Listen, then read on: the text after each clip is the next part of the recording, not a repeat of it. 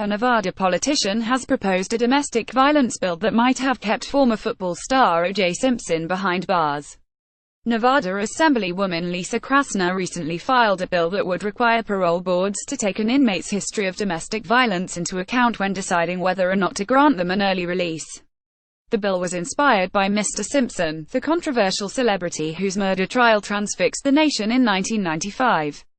Mr. Simpson was eventually acquitted in the murder of his ex-wife, Nicole Simpson, but was later sentenced to a maximum of 33 years for an unrelated robbery. A Nevada parole board granted Mr. Simpson's request for early release in July of this year. Mr. Simpson may be released as soon as this Sunday, after serving a total of 9 years.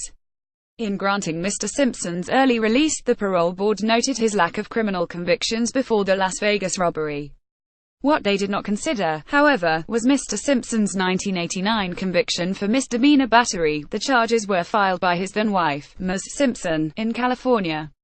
An examiner for the parole board told the New York Times that the board was unaware of Mr. Simpson's prior conviction at the time of his parole hearing.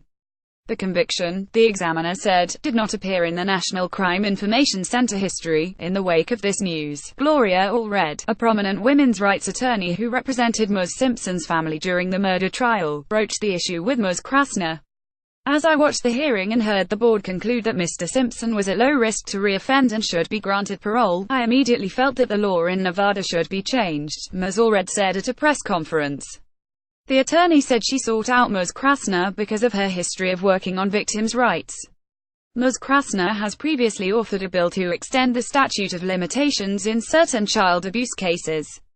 Fox News invites prison officer on to talk about O.J. Simpson's genitals. Ms. Krasner's bill would require parole boards to take an inmate's past domestic violence convictions into account.